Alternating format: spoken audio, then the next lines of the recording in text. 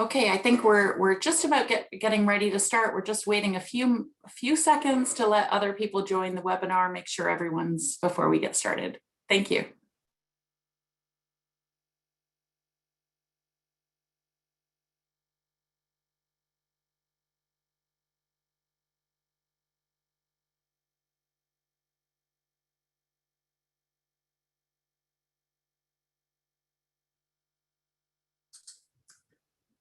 Okay, I think we're ready to get started, and I'm very happy to say good afternoon, everyone, and welcome to today's panel discussion event, The Big Shift, Changes in Canadian Manufacturing.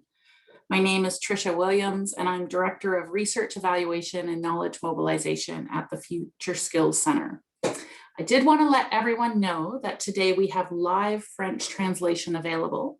So if you'd prefer to listen to today's session in French, please just select interpretation at the bottom of your Zoom screen, and then you can mute the original audio and choose French. And we hope that you'll feel free to post your questions and comments in French as well. So first, I want to first and foremost acknowledge that the work we do takes place on the traditional territory of the Mississaugas of the Credit, the Anishinaabe, the Chippewa, the Haudenosaunee, and the Wendat peoples, which is now home to many diverse First Nations, Inuit, and Métis people. And our regional hubs and partners across Canada similarly gather on the traditional territory of many of Canada's Indigenous nations, and they've cared for these lands since time immemorial. I'm thrilled to have you all working together with us, and I very much look forward to seeing how your projects will progress in the coming months. Thank you for joining today. Today's webinar is in partnership with the Diversity Institute, the Future Skills Center, and the Ontario Chamber of Commerce. I'd like to begin shortly with a few brief words about the Future Skills Center, just a bit about context about who we are. We're funded by the federal government, Employment and Social Development Canada, yet we're an arm's length organization that operates independently. And we've been operating for about 2 years, and we're in the midst of establishing a knowledge hub around skills innovation. We're working with over 130 projects across every region in Canada. We're seeking to build the national infrastructure for an evidence-based approach to skills development around both how skills are changing and how we can be better prepared in training and education to equip Canadians to approach the future of work with the skills that they need in various sectors. So at FSC, we know that many of the changes and challenges that already existed in our economy were only further exacerbated by the pandemic. And that's why we're so excited to convene this discussion today with our partners at Diversity Institute and the Ontario Chamber of Commerce. We know that rebuilding our economy in Canada will require a sustained and thoughtful approach. Key to this will be improving both the quantity and quality of work available to repair fractures and to avoid disruption from future challenges, other pandemics or other waves of COVID-19. So as we learn more, we're beginning to see how we can make our way back to normal, but we want a new normal, we want a better normal. And it's still difficult to predict the full effects of COVID-19 and what economic recovery will look like. And that is certainly very true in the manufacturing sector. And we're very excited to have this conversation. So that's just a few words about FSC and what we do. I'm looking forward to the discussions today and how we can think about moving forward together.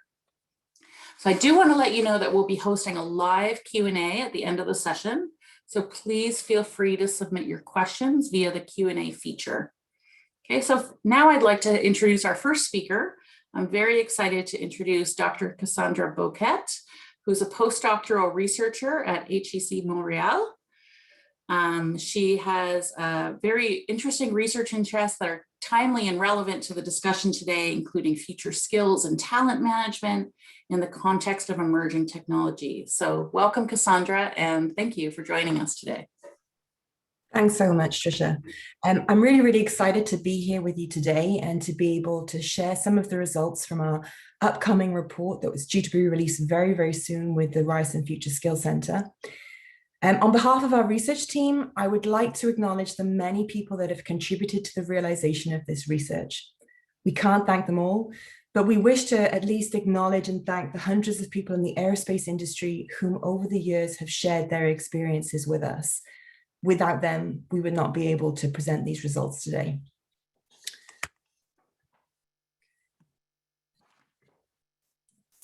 Perfect. So the report that's due to be released soon is of the same name as the presentation today, Industry 4.0, the Future of Work and Skill. The report presents the findings from a qualitative study of the two largest aerospace manufacturing clusters in Canada, Montreal and Toronto. We seek to assess the use and development of Industry 4.0 to determine its impact on work and skills. And here we are acknowledging that Industry 4.0 as a technological process is both social and technical, and that it involves the negotiation and compromise between workers, managers, technical and scientific staff. It's well recognized that relationships exist between types of technology, work organization and skill, and that technology and technological change contributes best to firm performance when complementary changes in work organization and skill are made. Second, we seek to understand the dynamics through which actors and organizations experiment to produce collective resources to meet the challenge of Industry 4.0. Here, we're really interested in regional institutional configurations and how these constrain or shape firm behavior, particularly in terms of how firms experiment with Industry 4.0 adoption, and how the types of experiments they conduct shape the production of collective resources linked to Industry 4.0 and future skill. So what is Industry 4.0? In a manufacturing context, it includes the development of a virtual factory, virtual supply chain management, predictive maintenance, and real-time control of quality and production volume and flows. It's really important that firms have the ability to learn from and adjust to data in real time. But beyond a general agreement that Industry 4.0 is going to transform the manufacturing industries, there's almost no consensus about what impacts it will have on work and skill.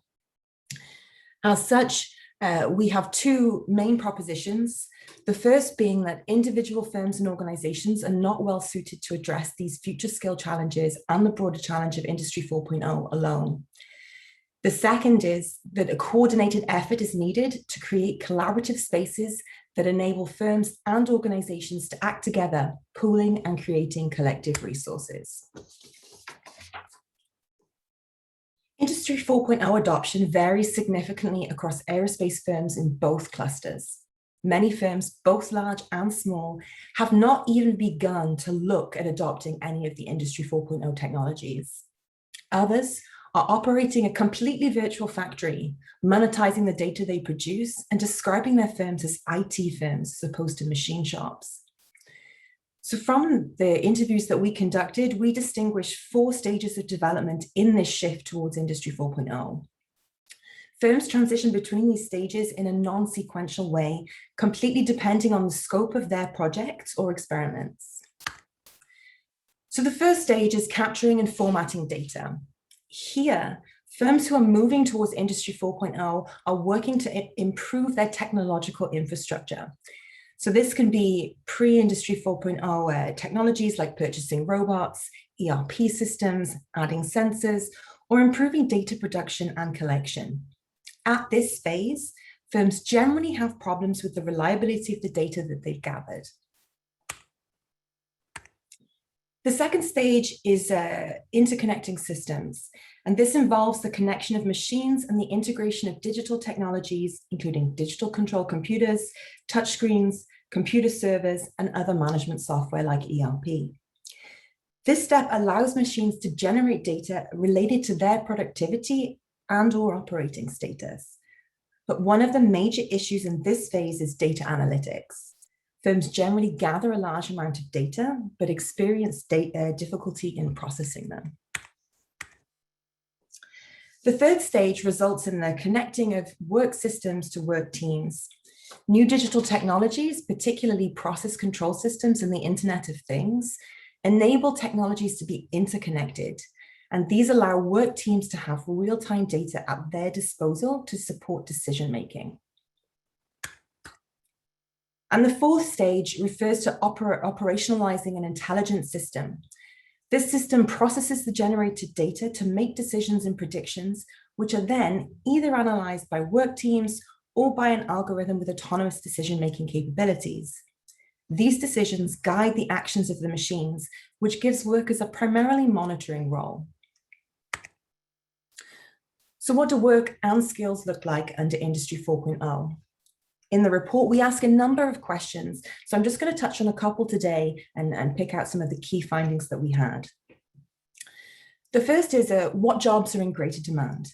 And what we see in both clusters is the continued demand for traditional occupations, machinists, skilled trades, technicians, engineers of varying specializations. But we also see the emergence of new occupations, demand for data analysts and data scientists, or software engineers and designers, or Industry 4.0 specialists. Are these new technologies increasing worker autonomy or discretion over the organization of work? Now, robotics and automating technologies can eliminate repetitive tasks, but they can also increase production cycles, reduce the number of setups, and increase the number of machines that a worker operates. And as such, they really transform the task configurations and how these impact worker discretion. In general, one of the things that we found was that the virtual factory increases monitoring and surveillance, resulting in an intensification of work. And finally, how are the skills and competency requirements changing? I mean, this really impacts the different occupations in really, really varying ways. One major shift that we noticed has been for frontline supervisors. Historically, frontline supervisors have often been former skilled machinists. Under Industry 4.0, we see a shift from the in-depth knowledge about machining in the manufacturing process to a need for them to be able to extract and analyze data as they manage by data and numbers. If we address this question to one of the core aerospace occupations, the machinist, we also note several trends linked to Industry 4.0 adoption, one of which is a polarization of jobs and skill. Some of these trends are driven by the technologies themselves, others by managerial choices about work organization and skill. However, most of the firms who are in the process of adopting Industry 4.0 in our sample fit between these two broad scenarios. In the first scenario, a very small number of machinist jobs are enriched. We label these super machinists. These are machinists who are able to develop into subject matter experts in relation to the new technology. They may be responsible for developing, editing, or writing complex code for automated machining. They may be responsible for testing longer run cycles. In some firms, these machinists were being upskilled into programmers or made into cell captains responsible for small teams. In the second scenario, some of the more complex tasks previously undertaken by traditional machinists, like programming or setups, were transferred to IT or data analysts, whose jobs were then enriched. In these cases, some firms had given more control and decision-making power over the manufacturing process on the shop floor to programmers and technical staff. This could create tensions because programmers and other technicians didn't always have the in-depth machining knowledge or knowledge about the manufacturing processes, which could prevent them from sometimes effectively problem solving on the shop floor. However, in both scenarios, the majority of other machinists that we saw had either their jobs enlarged or degraded. The expansion of closed-door machining and automation has resulted in fewer setups and adjustments, an increase in time and complexity of machining programs, and has therefore reduced the technical requirements of the machinist's job. As a result, we see these two trends. The first is job enlargement, where a machinist moves from managing a single machine to a flexible cell. The second sees machinist roles being transformed into operators with lower levels of skill. So moving on to the discussion about regional institutional configurations, or RICs. So here again, in the report, we address a number of questions. I'm just going to pick a couple of these today just to highlight for you. But we were really interested in whether actors had access to a resource-rich environment to experiment with Industry 4.0 adoption, what resource distribution looked like at a cluster level, what the dominant patterns of behavior and relationships between actors looked like, and what were the main processes of experimentation. So with the processes of experimentation, we distinguish between institutional, where we talk about this occurring between firms and intermediary organizations, and producing collective resources that are available to the cluster, and organizational experiments, which occur more often than not at the level of the individual firm and which produce firm-centric resources. We ask what role large firms, mediating organizations, by which I refer to industry, technology, public research, and education organizations, and employer and worker associations, play in these processes of experimentation. So historically, in the Toronto cluster, firms have had access to fewer collective resources at the cluster level. However, this has been changing. In the last few years, we have seen the emergence of more industry mediating organizations alongside the main industry mediating organization, the Ontario Aerospace Council, the OAC. These include the Ontario Manufacturing Learning Consortium, the OMLC, which the OAC played an important role in setting up, the Downsview Aerospace Innovation and Research Consortium, or DARE, and the now defunded CRIMT. So while none of the collective resources produced were directly targeting Industry 4.0 or future skills, several firms that we interviewed were accessing resources through innovative organizational experiments, but using a mix of collective and firm-specific resources. So these included, for example, drawing on short training courses offered by the OAC or OMLC, depending on funding for assemblers and machinists, innovation funding and or project support from DARE and CARIC, R&D or skill projects directly organized with colleges and universities, or project-based support from machine manufacturers, consultants, and private training providers. What we did notice, though, was resource distribution was uneven. Large firms were better able to capture the resources of colleges, universities, the OAC, and so benefit from the agility and flexibility in the RIC. There were very few programs that targeted SMEs, one of the few of those being college consultancy services, of which there is a cross-college collaboration called Tsunami, which offered funding to support with technology adoption. As a result, what happened at a cluster level was that SMEs were more reliant on large firms and industry mediating organizations to create these initiatives that they were able to access. In terms of dominant patterns of relationships and behavior between actors, we saw a prevalence of competitive relationships. This was really demonstrated by the levels of poaching at a cluster level. In fact, several of the collective resources produced for training programs for machinists and assemblers were actually driven by high levels of poaching in the cluster. So what this means is that collaboration for Industry 4.0 experiments that was emerging on a collaborative level tended to occur within supply chains. So in summary, as a result, the main processes of experimentation were organizational. There were, however, as I mentioned, a growing number of network-based experiments and a growing desire at a cluster level for more collaboration. Innovative initiatives that were driven by large firms and open to their supply chain usually were developed in collaboration with colleges and or universities, but these were difficult to scale to a cluster level. In terms of SMEs, we saw a lot of variation. Some SMEs were leading their own experiments, but this required high levels of managerial capacity. They needed to be able to network and develop social capital to access and create the resources they needed for Industry 4.0. Others were reliant on accessing collective resources or through private provision.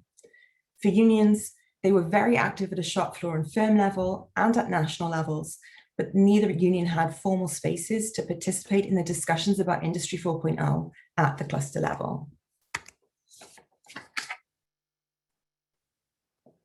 So moving on to the Montreal cluster. Now, historically, firms in the Montreal cluster have had access to a number of collective resources provided by several industry mediating organizations, including Aero Montreal, CAMAC, and CRIAC.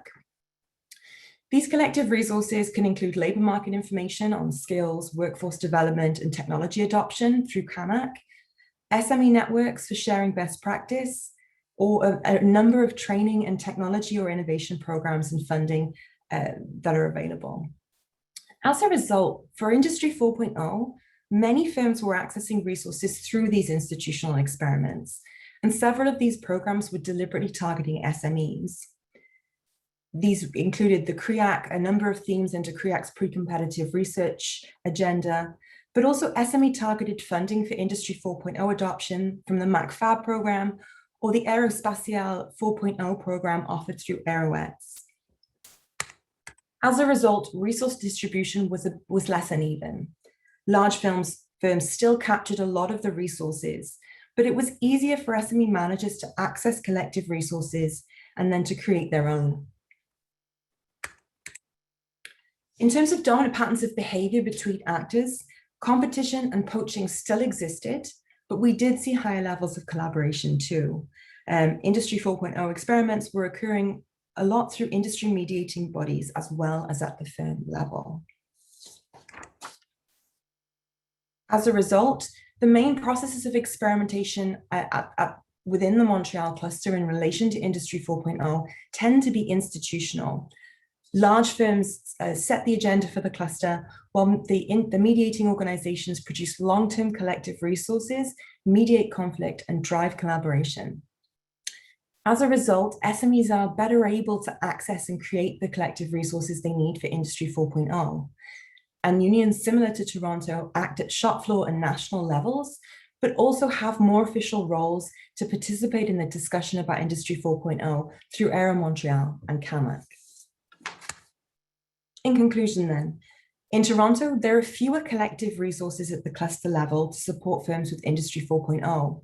However, there are many collaborative and experimental initiatives driven by individual firms, mainly with colleges and universities.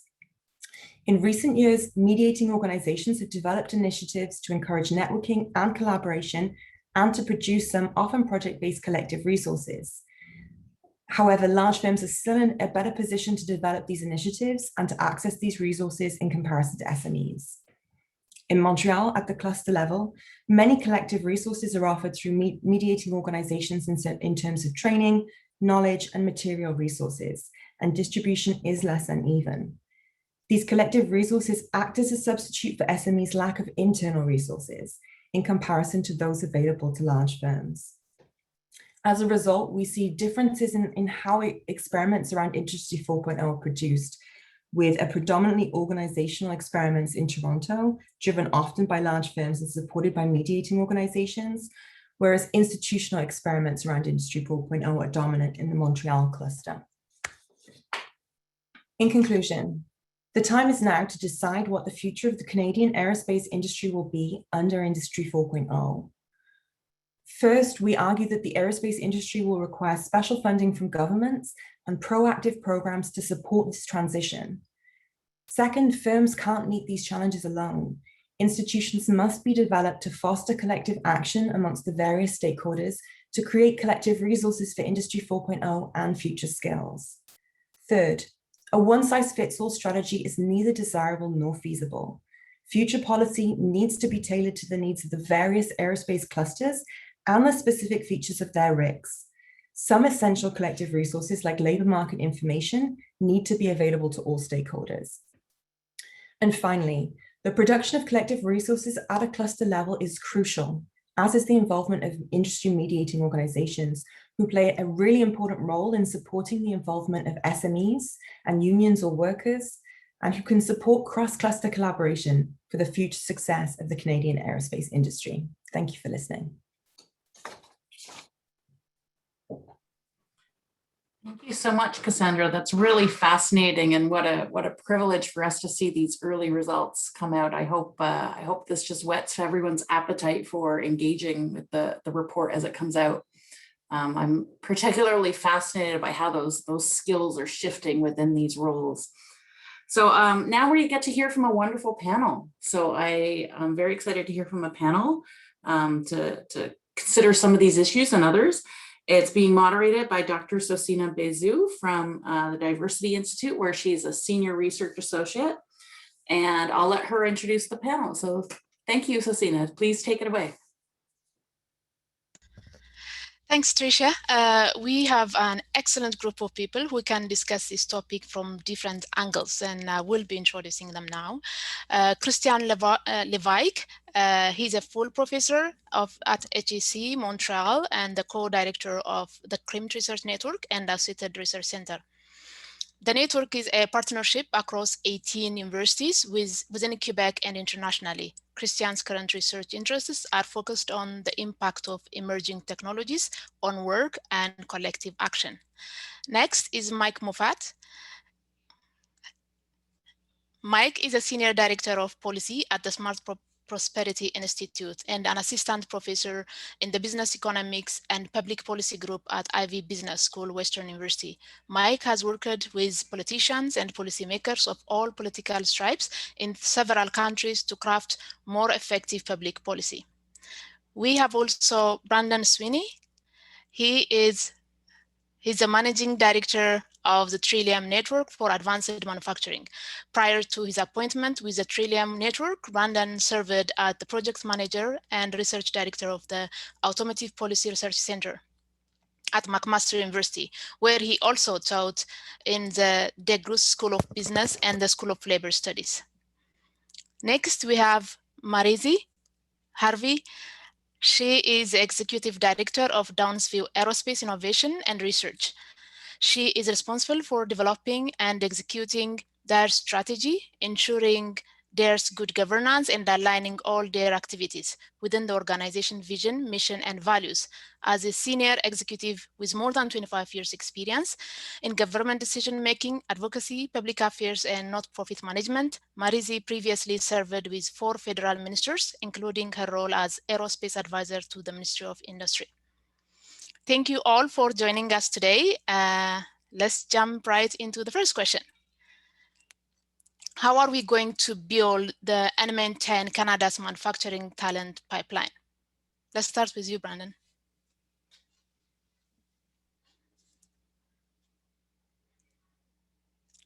I can't hear you.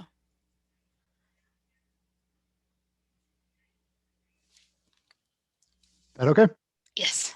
Okay, this is critical if we're going to sustain our manufacturing industry. I think for engineers, we do quite well. More is always better, but for other STEM occupations, we just need to start training more. We need to start identifying them. We need to start identifying which occupations industry needs.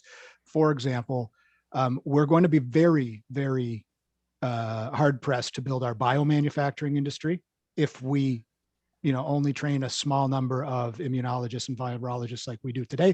And if most of them end up working at universities anyway, we're going to be hard pressed to build our electronics manufacturing industry, whether it's aerospace electronics and avionics, whether it's medical devices. If we don't train technologists at colleges, we need to overhaul the way we recruit, train skilled trades, full stop. It's not working. It's especially not working for women. And I think we need to strongly consider the impact of other sectors on manufacturing. How many mechanical engineers are working in finance today? Right? Again, how many biochemists and how many virologists that would be better off serving our economy and society right now at working at Sanofi are working at a university in a research lab in a non-faculty position, and we better get started. We're on a demographic cliff. There are going to be a lot fewer 25-year-olds in 5 years and in 10 years than there are today. So if we don't get started now, we're going to have a long way to go. Thanks. Christian? Yes, let me first, on behalf of the other co-authors, Sarah Perez-Lozon and Blandine Emelin, thank Cassandra for her presentation, which was, I think, very, very good. So we're talking about the big shift. I will try to summarize here by identifying what I consider to be 3 important shifts. One is related to technology, the other is related to a cognitive shift, and the other to a more normative shift. The technological shift. I think that the introduction of E 4.0 can be a real opportunity to create better work, not worse work. We need to look at how work is organized and if it favors autonomy and meaningful work. Research on this topic suggests that people are seeking interesting jobs where they can make a difference. A way to attract talent, and this is the question, how do you attract talent, is to be sure that manufacturing jobs are meaningful and that they empower worker, and that technology is an enabler in this sense, because it can also produce the opposite, that is worse work. And this would have a negative impact on the capacity of manufacturing industry to attract talent. So I'm really focusing on more on what we could say the demand. The second shift is cognitive. What is the problem and what is the solution? To the issue of building and maintaining a talent pipeline is not a problem of a firm in particular or individual firm. It's a collective problem that concerns all firms and a variety of stakeholders, academia, business association, trade union, workers. If we admit that it's a collective problem, then we need a collective response. And this, to have a collective response, you need collective action to be able to address this issue. The third point I want to make is about a normative shift. What is appropriate? And I think there is a need to build collective resource that comes out of our report, and the region is a critical space to build these resources. In this process, you need intermediary organization like OACE to pull the various stakeholders together to develop social dialogue, so that the collective resources are adapted to the need of the various stakeholders. These organizations play a crucial role in mediating interests from across firm, so that what we call low power actors have access to these resources, and particularly SMEs who do not necessarily have access. So these, I think, there's a lot of other, my colleagues will identify, but I think that these are three shifts that are important to build and maintain Canadian manufacturing talent pipeline. Thank you so much for this answer. It's really fantastic. Research shows that in the past few decades, the OECD economies have experienced job polarization, whereby the share of mid-skilled jobs have shrunk and the share of high-skilled jobs and low-skilled jobs have increased. We have published, actually last week, we published a report which showed that in the case of Canadian economy, the decline in the share of mid-skilled job is 6 percentage points. So my question to you, Mike, is how is the manufacturing sector being impacted by job polarization? Sure, and we've absolutely seen this. A combination of automation, which has eliminated a lot of what we call routine, non-cognitive tasks. And we need to think in terms more of tasks rather than sort of occupation or industry. An occupation is set up of a lot of tasks. So we've seen automation take a lot of that away, and globalization, that a lot of those tasks, now that supply chains are longer, it just makes sense to do it a lower cost jurisdiction for the firm. And I don't think any of that's going away. And in fact, if anything, it's going to accelerate. So I do think there are two things that we can do. The first, we just need a strong labor market. A lot of the reason why people get sort of trapped, or why we have so many of these sort of lower skilled jobs, is just that we have an excess sort of supply of labor. So having a stronger economy, a tighter labor market, and I think we'll find that a lot of those jobs just won't make sort of economic sense anymore.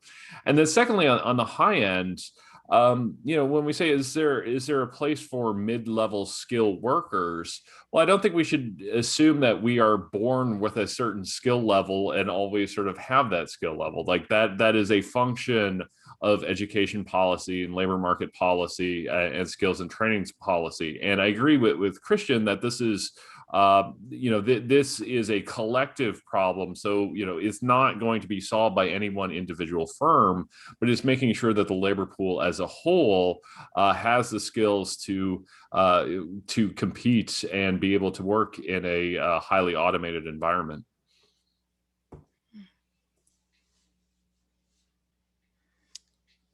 Anyone wants to add on that, or? Yeah, I think I was on this one also with Mike. And I agree with Mike that we have to not look at occupation, but look our tasks are reorganized. And this is where you find our occupation are changing. And this means that we have to have a very important focus on work organization, because polarization is really related to work organization. And in the aerospace, we observe this polarization. You have some few very high skilled jobs that are being created. You're losing the middle, a little bit of the middle, and you have a lot of operators that are being replacing those middle job. But this brings us back to the issue of attracting talent and skillful people. And I don't think we have to have, and I think that was what Michael was saying also, and Brendan just before, we don't have to be into a technology determinist approach. We find different type of approach that firms are using, and I'll just sum it up in two type of approach that we observe in our research. The first one is where firms use a technocratic approach and manage by number. They usually do not involve workers, so workers do not have a voice. In other firms, workers are involved in finding innovative solutions to the problems associated to work organization and technological change. These firms rely on tacit knowledge of the worker, and they also are based on an approach learning by using, doing, and interacting, instead of having a technocratic approach. These two contrasting strategies, you see them in small firms, in large firms, in unionized, in non-unionized, in both Toronto and Montreal. So it's not a question that it's determined by other factors. But the technocratic approach appears to be more prevalent, but we would argue that the involvement of worker and the representative is a way to lessen the polarization gap, whereas the technocratic approach could increase this gap. So the crucial, I think, point is to involve the worker and their representative in this process, so they can have their say in how work will be organized and how technology will impact on the work. Great, thank you. My next question is about the difference across manufacturing sector in terms of performance. Some manufacturing sectors are doing better than others. Which ones are doing or holding steady, and what do you think they're doing right? Brandon, maybe we start with you. Sure. So the fastest growing segment of manufacturing in Canada in terms of employment growth in the past decade, breweries, Canadian-owned breweries. So breweries not owned by AB InBev, Labatt's, Coors, Molson, or Mitsui, Sleeman's, and Unibrew. What are they doing right? Well, they've tapped into a certain entrepreneurial spirit. They're engaging. Their breweries and wineries are probably the only segments of manufacturing that are engaging younger persons at a really above average rate. They're having a bit of fun with what they do. And they are, two important things. One, they're not overly concerned about shareholder value.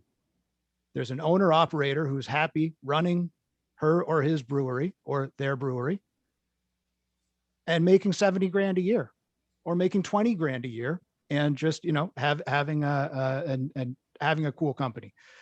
They're also engaging with programs at Niagara College, at Brock, to develop local talent. Now, is this kind of big M manufacturing? No, but if you want to know who's growing, they're growing. Who do I think is doing really well on a lot of other measures? Pharmaceuticals. And I'll probably keep coming back to this, but they're investing in capital, they're investing in R&D, and they pay people well, and the margins are good enough that they can pay people well. And they are the leader in gender diversity across manufacturing, full stop. That's who's doing well. Thank you. Yeah, that was going to be my second question, because historically, women have not been well represented in manufacturing sector. So I was wondering how the better performing manufacturing industries are doing in terms of gender. Do you have data or information about other kind of diversity, like in terms of hiring immigrants? How are this industry doing? Manufacturers do quite well. If we consider hiring hiring more immigrants than the average in the workforce, manufacturers do quite well there. You can slice and dice it by how much they're paying those folks. But in terms of immigrants, manufacturers do better than the average. Okay. Now we come to the pandemic. As you all know, the pandemic has hit the aerospace and aviation sector much harder than the other sectors. What is needed to support the sector? Maresi? Thank you for the question.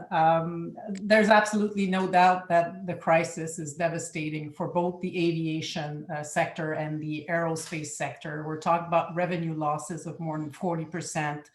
60% of the firms that had to lay off employees. That's very difficult decisions for companies that invest so much in training and upskilling their labor and their workers. So big decisions, hard to let people go, and of course also decreasing investment, a huge decrease in considerable actually in investments in R&D, excuse me. But we need to be clear that COVID is, yes, devastating, but we had started to slip as well a little bit. We were talking about growth a minute ago. We were starting to slip a little bit, unfortunately, even before COVID. So there's a bit of a trend, unfortunately, happening in Canada. And I love, respect, and like the conclusion of Cassandra's report, but the reality that we're facing goes beyond the adoption of technologies. Sure, they represent a great opportunity for us and for the industry to increase their productivity and quality control for sure. But there's many other challenges as well. Training and upskilling, we mentioned it. Building an ecosystem in Ontario, in Quebec, our clusters, you said it, building that connective tissue. I mean, Christian made a very passionate plea supporting this, so that connective tissue's gotta be like stronger in Montreal, in Toronto, in Ontario. Montreal is doing a great job, but it also has to become stronger Canada-wide, right? Working together as a team. The federal budget had a little bit, 250 million dedicated for that, to build those regional ecosystems. We can't wait to be a part of this. Technology certification, that's another issue that we need to address. It's got to be speedy. It's got to be, of course, rigorous, but it's got to happen as our companies need it. They can be a roadblock, unfortunately. Leveraging the defense procurement, it's a huge thing. Support for R&D. Again, we were happy to see a little bit, well, I'm saying a little bit, $1.75 billion injected in the strategic innovation fund. So all this is good, but I conclude with the most important thing for the industry, and again, Christian, Cassandra alluded to it, is to build this collaborative mindset, right? We need this, we need to connect, we need to exchange information. Data, of course, yes, but also connect the people so that they can work together and take that and adopt that Team Canada approach. So means industry connecting with academia, industry partnering with other industries, larger firms helping smaller firms adapt their processes and integrate their supply chains, and of course, clusters working together. And so that's what we want to, DARE wants to foster. I conclude with the following though.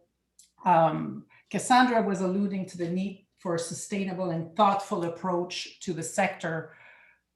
Fully agree, but there's often a bit of a player missing. I mean, our governments have a large role to play, and we really need their skill set. We need their knowledge. There's a lot of great people, federal level, provincial levels, who know a lot of industry, but we need them in our team. We need to build that long-term vision for the industry. We need the government to help us create the enabling conditions, to sustain and develop this sustainable, thoughtful approach, including for technology adoption, but it goes much beyond that. Thank you. I was asked me to intervene on that. So I completely agree with Marie's. I think we have to see the new budget as an opportunity. There's a lot of good things in this budget, and a lot of people, when we went in Toronto and Montreal, were talking about the green plane, as that Canada needs a niche and needs to invest in that. And I think that the expert in the industry all agree with that. I think that in the budget, the impact on the diffusion of digital technology is also extremely important, and it's been well received by the industry. But as we say, the devil is in the detail, and everybody is looking at how this will be operationalized. And I think, and you touched it, but I'll go just, if I may, a bit farther, Marese. The difficulty is the absence of a national policy for the aerospace industry. The industry has been asking for that in Toronto, Montreal, BC, everywhere in Manitoba. Everybody wants that. And it's particularly important at the present time, given the amount of money that's going to be injected. How is it going to be distributed? What are the priorities? Is it going to be the person who has the best, how do you say that in English? Holding card that will, holding hand that will win, meaning will it be only the large firm that will benefit from that? How can the SMEs have a say in this? So I think that it would be a great opportunity now to try to pull these people together across Canada, saying that we have a national policy for the aerospace. You go in France, you go in Germany, all these countries, they have a national policy. And that does not mean, people are always care about national policy. That doesn't mean one size fits all for everybody. That's not the meaning of a national policy. You can have variation. Toronto doesn't work the same way as Montreal, and the same way in British. We have to take account of that, but they need to set a priority and to know how, and to bring people together to create something that people can, it's time now to do that, I think, especially with all the money that the government wants to put on the table, and is saying that it's going to have a big impact as much as the NAFTA. So let's put all the stakeholders around the same table. Great, thanks, Christian.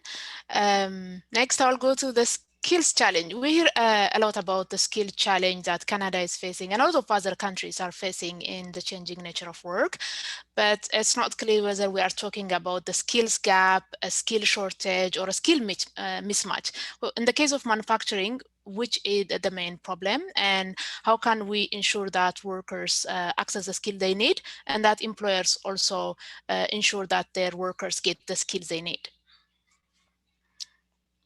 Mike, you can start. Sure. So, so there's a few things. I would say I would call it a mismatch. That, you know, part of it is just the changing nature of the manufacturing industry. That some tasks again are going into decline and others are increasing, and we're not seeing those skills. That sort of available labor pool increasing as fast as the need. So, you know, again, it goes back to training, and not just at the firm level, again, because this is sort of a collective problem. There's also, I would say, a geographic mismatch that in the Toronto market in particular, You know, I talk to manufacturers all the time, and they just can't find people, or they can find people, but they can't afford to live in Toronto with our housing prices. So it shows that when we look at manufacturing policy, we need to cast a wide net of a variety of different policies, and that's things like housing affordability, again, because what should have been happening over the last few years, as other industries in other parts of Canada go into decline, many of those workers are quite skilled and could have been a great fit for our manufacturers in the GTA, but they simply could not afford to live to the Toronto market. So, geographic mobility is important, and part of that is getting the housing market right. Okay.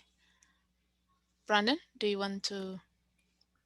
Yeah, sure. I'll just build off Mike's comments there. I mean, Southern Ontario, and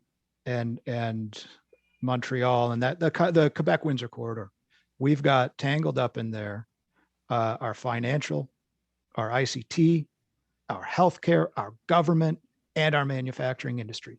And so, I mean, the challenge for kind of Canada's manufacturing heartland is quite different than it is for the US Midwest, which is not the United States kind of high-tech hub, and it is not their federal hub, or their kind of, that's not where their national government sits. So there's a lot of problems with that. The housing is just, before, in many respects, before we can start talking about Industry 4.0, before we can start talking about skills, we have to start talking about how in the world a 2-bedroom bungalow in Hamilton costs $920,000, because that doesn't make sense. And people need to live, people who work in factories need to live somewhere. So.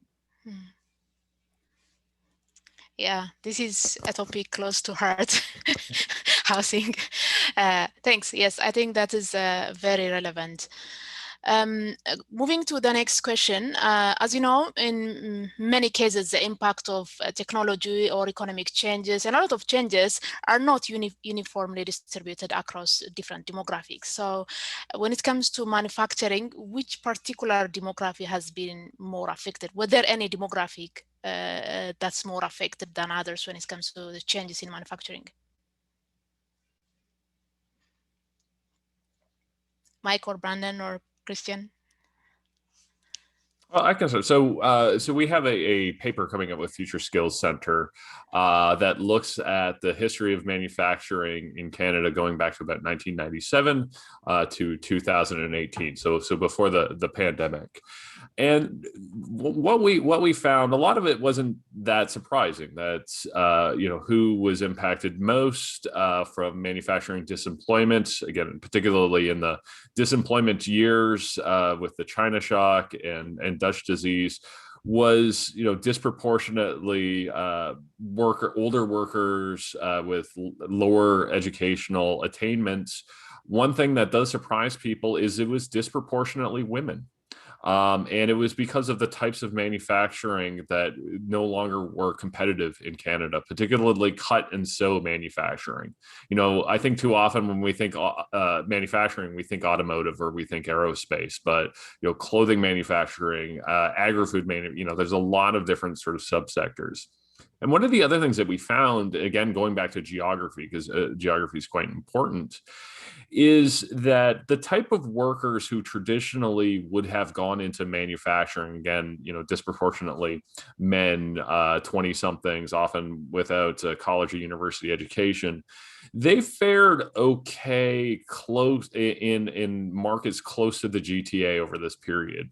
And the reason why was that those workers who traditionally would have gone into manufacturing were able to go into construction, trucking, and warehousing in a hot sort of Toronto market over the last 20 years. Whereas a Windsor, a St. Thomas, a Sarnia, when you get to the sort of ends of the corridor that Brendan was talking about, didn't fare so well. So geography is important. Educational attainment is important. But again, women faced a disproportionate amount of the job loss relative to their numbers due to differences in industry composition.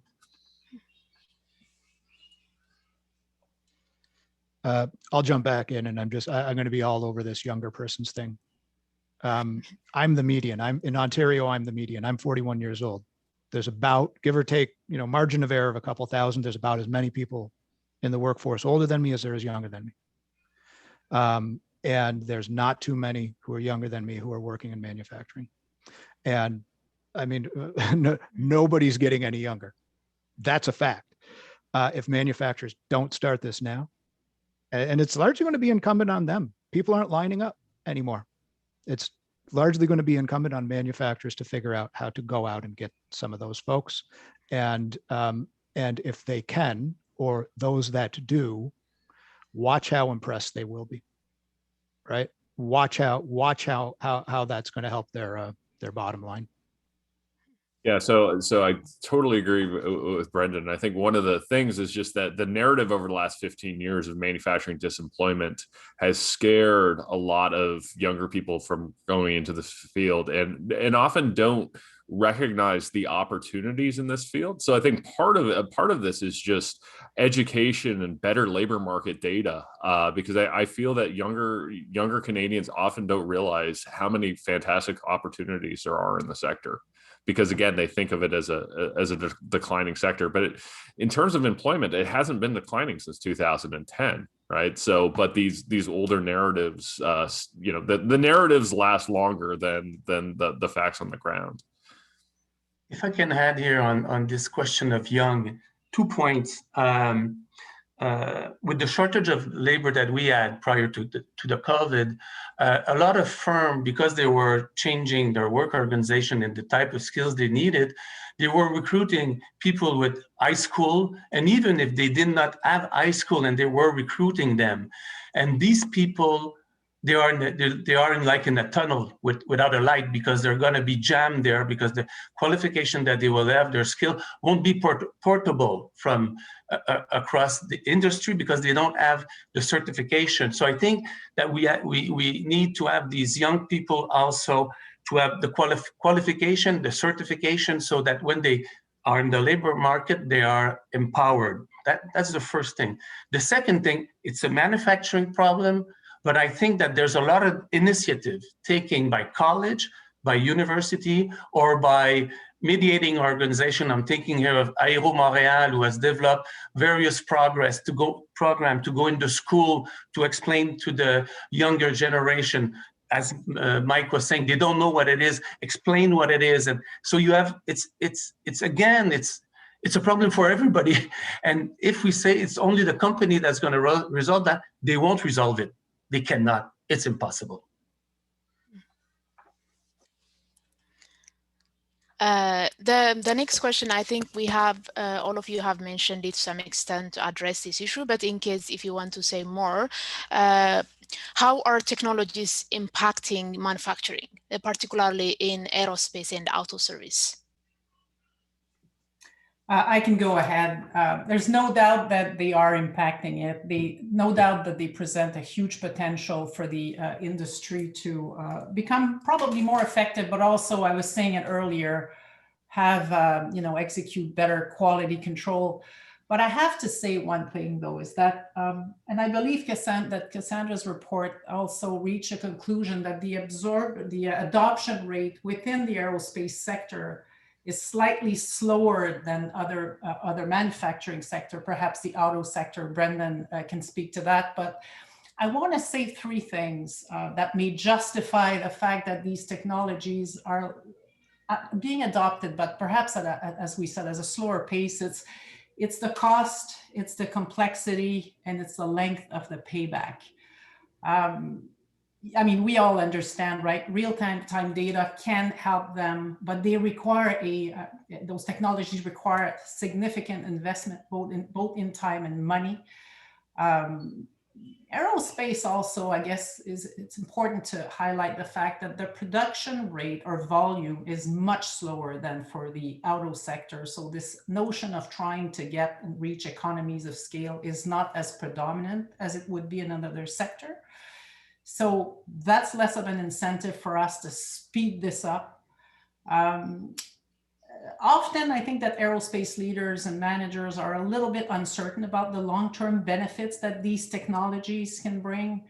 Robotics, yes, it's fairly, I guess, fairly easy to understand for our leaders, but all of these other technologies relying on data exchange can be a little bit intimidating.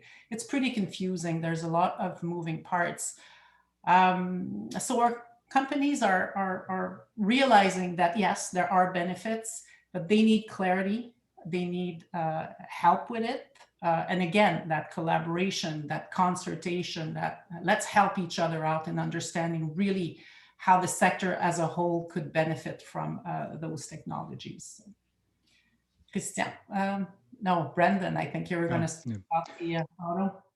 Yeah, Marese makes a great point around the fact that, auto operates with a certain economy of scale, and aerospace operates with a very certain kind of specificity of and craft kind of based production. And so all these different technologies that we associate with Industry 4.0 are going to be adopted differently by different companies. And a company like MBA is not, doesn't need a fully automated production line, because they don't use a production line where TMMC or Stellantis, we're still getting used to saying Stellantis, we just got used to FCA, but anyway, they're going to use very different Industry 4.0 technologies than Raytheon will. Auto has historically invested quite heavily in these technologies. They're a little bit ahead, or a lot ahead of certain industries, and some companies have probably invested more than others. I'd probably say Toyota's the leader in Canada in that regard. Where the real concern, I think, these days lies is operating at scale. And you've seen certain assembly plants, basically outside of Honda, no one has operated at capacity for the past 5 years. And it doesn't matter what technology you've got in your plant if you're only making 130,000 vehicles a year. So filling the plants up over the next couple of years, I think, will be priority one. And then it will really be learning about which technologies. But there are a few parts plants. There's a couple Martinrea plants. There's Axiom, our friends at Axiom, lights out, Industry 4.0, wall to wall. And so we are seeing a lot of really, really interesting cases in some of the big top 100 suppliers like Magna, Martinrea that are in Ontario, and in some of the kind of homegrown SMEs. So really exciting stuff in auto. And if we get the assembly plants back to scale, back to kind of 200,000 plus units a year in each of them over the next couple of years, that's when I think we'll really see like just some lights out fascinating stuff. So if I may just say one thing I agree completely with what Brendan and Marese said. And I think that it's easier to introduce E4.0 in the auto than in the aerospace industry. The aerospace industry is still very much, I remember, and it comes all over board when you talk to people, there's still a lot of tacit knowledge. And this is, and also that's one thing. And also the regulation is extremely important. You have to be able to find who's done this thing and on the shop in the production process. So it's two different type of process, and they probably won't use the technology associated to E4.0 in the same way. They will use it differently, and they will have different challenge in order to operationalize E4.0, and it will have a different impact on scale also. I think we have to be aware of the difference across the sectors and the reality of the production process.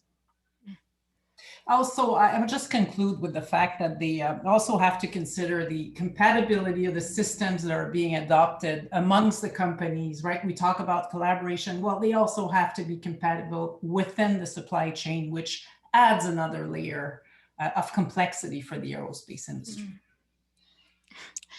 I want to plug in here the research that's being done by Christian and Cassandra's colleagues at CRIMT on auto service industry. This is kind of showing the skills implication of what's happening in the auto manufacturing on the skills in demand for auto service. So how are the technicians or mechanics, whether or not they're able to service the new kind of cars that are being produced with electric cars, with computers on board and things like that.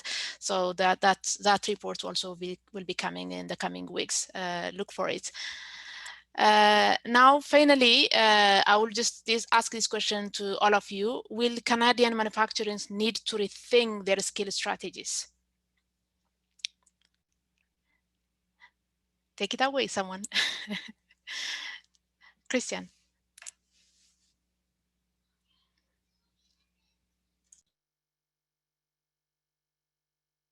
You are on mute. I had to do it. I couldn't have done it. I was sure it would happen. But so 2 points I want to make.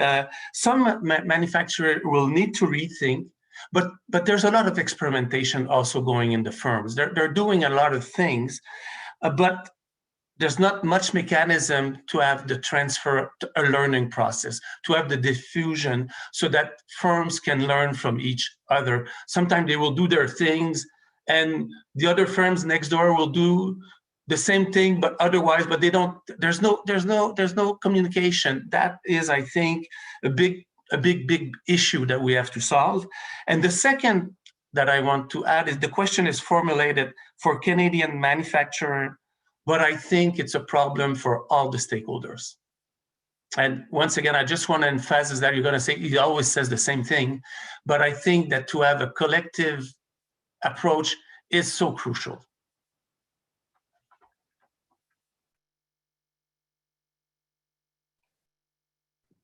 Well, that seems to be a common thread, right? We have to work together. We have to collaborate. We have to act as a team and realize that if we're going to remain competitive, we're going to have that mindset and realize that our competitors are really not within Canada. They're outside. So let's work together. Ontario, Quebec, Canada, all the players together. To answer your question, however, a few things are happening, but perhaps a little bit slowly, but they will happening. Our labor in aerospace, our needs are changing. The skills mix is changing. Obviously, you need folks who are digitally savvy within your team. There's a need for more transversal skills. You need to constantly elevate and upskill your people, get them, to understand the implications of technology if you adopt them, and how, and they have to obviously be able to keep up with the technologies. More systems engineers, more systems lifecycle engineers, that can help firms make better long-term decisions. But also there's a need for soft skills as well, right? We hear that more and more, that there's a gap in that regard. We hear problem solving, flexibility and adaptability, and of course, diversity, right? If we're going to be dealing with the world and it be increasingly global, well, that's a skill that is absolutely needed to be representative of Canada and also to connect with other nations. And I'll finish with something is also to, and I'm sure that I have colleagues here who know far better, more than I do in this, but to attract the younger generations. And we alluded to that earlier. Our leaders have to be able to articulate a compelling vision for their organization and convey a strong sense of purpose, right? The impact that they're having on the world. Why should they work for us? Why should they train to work for our industry? So what makes us so great? And we do have to develop that vision and that sense of why working for our industries is such a positive and passion, and wonderful thing. Yeah, so I would certainly echo all of that, particularly the soft skills part. What my colleague Masina Atik is doing a paper for Future Skills Center that looks at the needs of clean tech manufacturing, or sort of green jobs. And we look at the skills in green job occupation. We sort of break them down into tasks. And one of the things that was surprising to me, maybe not to Masina, but it was just the sheer amount of the sort of softer skills, particularly on the problem solving side, that's important. And I would add that and Brendan's mentioned this, there's a big demographic bubble in the manufacturing industry along with the construction industry. And I'm not entirely sure that that some manufacturers, particularly smaller ones, are ready to deal with that they're going to have over the next 5 to 10 years, a whole lot of workers retire at the same time and just somewhat assume that there's going to be replacements for them. And I'm not sure that there's going to be. So I think we need to make sure that we have the training programs in place. And as well, I think some of these firms are going to have to take advantage of express entry and other international talent streams that they haven't had to do in the past. So that's another sort of aspect of this is getting our small and medium-sized companies better able to navigate these systems and find talent globally. Wow, what a great panel. We could be here all afternoon, but I guess two more points I want to make, and then I think you've probably had enough from me today. I think we need to be realistic about what we want.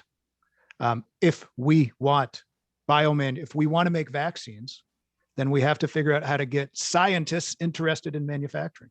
If we want to make power electronics and batteries for electric vehicles, we're kind of starting from scratch with the technologists. We really don't have a lot of this. And so we really have to kind of get focused on what we want. And two, and this is really, really going to get down on the weeds on workforce stuff now, scheduling. If your shift starts at 7 a.m. and daycare opens at 8, or the bus doesn't run out that way until 7:30, it might be on you to start thinking about changing shifts and schedules around, rather than hoping that you'll say, well, people should just show up at 7 a.m. That's how we do things. Well, they're not going to, because they're not now. They're not going to in 1 year. And there has been this real hesitation up until the pandemic to change how shifts work in manufacturing. And then all of a sudden the pandemic hits and you start seeing shorter shifts, longer shifts, staggered shifts, all of them existing alongside each other, some of them being managed by Industry 4.0 technologies. So lots to think about. Thanks so much for having me. Thanks, Brandon. I think this is a great place to end our panel discussion and maybe turn to our audience for live question and answer. I have already received quite a few questions. We don't have a lot of time. We have 15 minutes, so maybe one question will be answered by one of you. So I will start with the first question that we received. It says, we are working with colleagues in Europe who have built a lot of momentum for employee-led workplace innovation. That's more of a meta-level capability, which can be applied in any of the specific emerging areas like I4. Does the report look at these meta capabilities? System thinking is another that we are frequently seeing as a meta capability needed for I4. Maybe Christian, you can address this?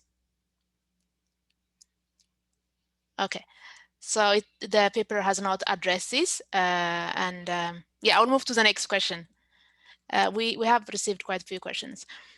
Can anyone comment on neurodiverse learners who might be very suitable and sometimes have superior skills, like on repetitive tasks, mid-level skill workers, as well as IoT, to close these gaps?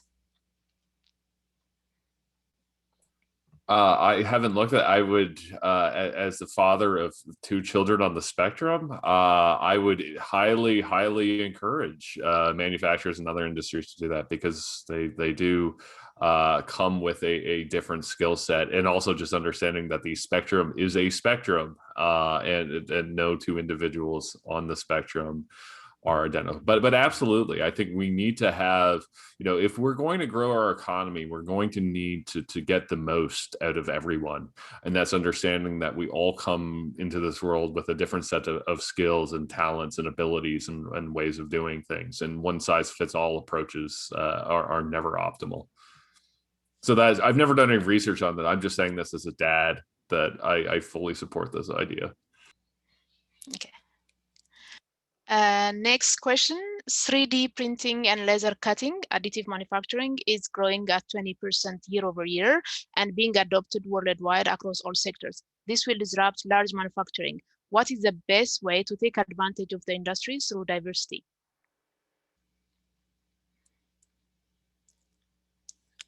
I'm just reading out the questions. If anyone feels comfortable to answer, just pick it up. If it's a growing industry, you have a really great opportunity because you're starting from a very different point than, if you're doing hiring, you can really kind of have have some control over who you're hiring. And there's fewer kind of legacy policies, legacy practices, legacy costs. And I mean, one thing I think, when you're hiring, track the data of who's applying. If you want diversity, get the data first. And if you're not meeting your goals, use that data to figure out why not. Use that data to figure out where there's gaps, whether it's getting more younger people to apply, getting more women to apply, because this kind of stuff tends not to happen by accident. And there are a few researchers that show that, at least when it comes to internationally educated people, even when they have skills in industries where there is a scarcity of technology, like in IT, they are not hired. They might be working, they have the skills and the training, but they might be working in a different industry that doesn't need that kind of training. So one way could be transitioning, a kind of bridging programs may help in filling this gap, enabling the internationally educated people to get the job and filling the skill gaps in the industries, I guess. If you have more questions, please put it in the question and answer, and I will read it out. So the next question, we are manufacturers in Brampton with 150 employees, of which 60% are over 45. These topics are so impactful and we need to attract talent for growth and succession planning. I think it is more of an affirmation of the importance of the issues you have raised. If anybody wants to comment on this. Okay, I will read the next question. Can the sector adapt to the changing face of working options? Gig economy and more control over the working hours drives many of the youth to self-directed businesses with part-time jobs to support themselves. Manufacturing hasn't offered them a good option as a way to entice them. Pay more. Yeah. Yeah, and I think Brendan nailed it earlier. I think manufacturers are going to have to get more creative with their scheduling, and you use these sort of I4 tools to do that. So I fully agree, and pay more. Again, particularly in markets where housing costs are so high. The new normal is not yet understood. There is a real risk the capacity we saw before might not be something that can be returned to. Is there any sign that manufacturers are looking beyond what their current core products are to build that capacity back up and make adoptions of I4 viable?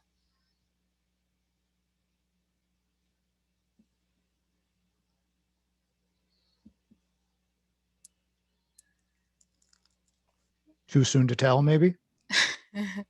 That might be my thought on that. Okay. All businesses acknowledge they must cooperate, but they don't do usually because of competitive pressures. How can you foster this collaboration at the sectoral level? Should it be government-led?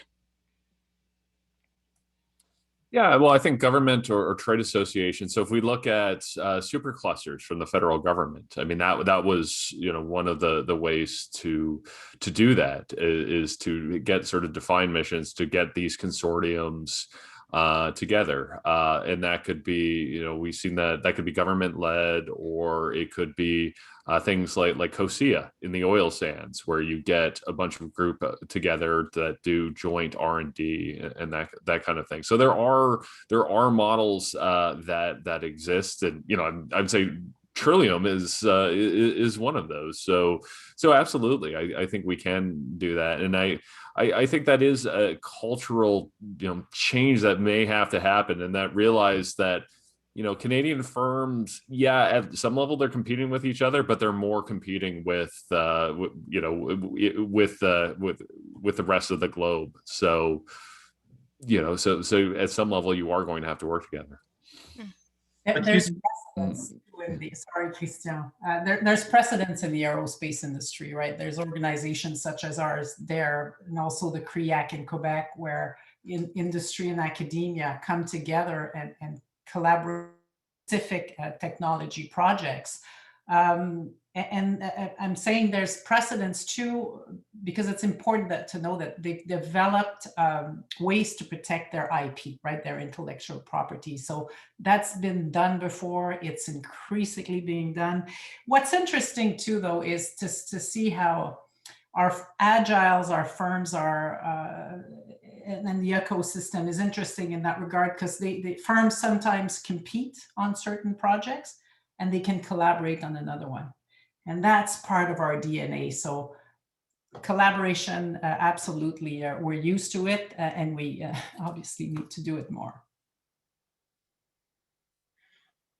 And I think that you don't have a magic stick like Harry Potter, and you say, okay, now you have to collaborate. I don't think it works this way.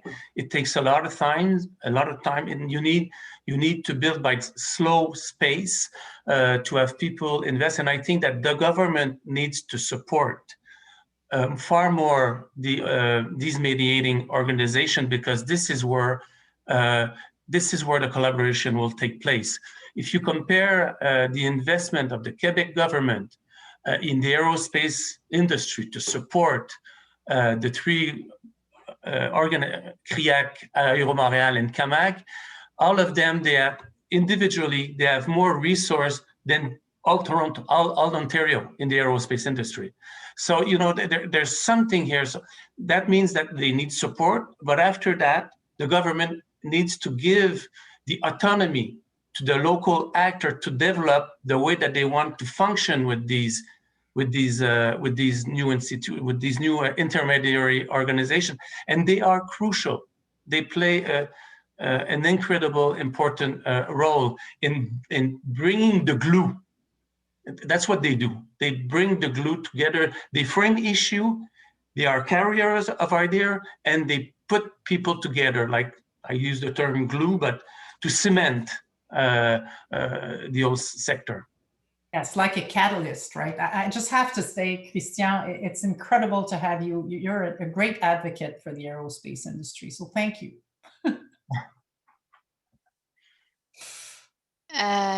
The next question, and perhaps the final one, collective approach most often exclude the worker. If we were to do better here, I think we might find the hybrid machinist, a digital technologian, does not exist. They are two separate jobs. I will take this one. The work we did we didn't do that in our office. We do that by visiting firms, by talking with workers. Our report is based on, we did a different group discussion with workers, met with many people. I hope the report will be out soon. So it's not a vision of our ed. It's how managers, workers imagine a new way of organizing. And this machinist digital technician is very important, because that means that the companies and decide that they will invest to bring new skills, to new digital skills to these machinists, so that they can become, and it's very important, because sometimes when you bring those IT people, and you will see we have superb quote where people are saying these guys are very good with the data, but they don't know how the production process functions. And you have these guys that know the production process, but that don't know the IT. The company that are able to merge these two to train these workers so that they can play this double role, they enhance their skill.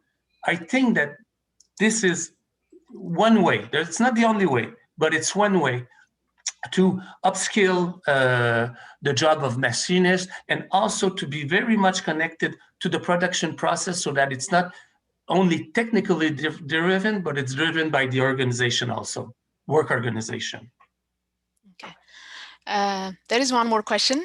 One audience says that I found that the younger generation prefer to work in an office environment or work with tech, where a large manufacturing OEMs typically have a fairly large portion of workers required on the production floor.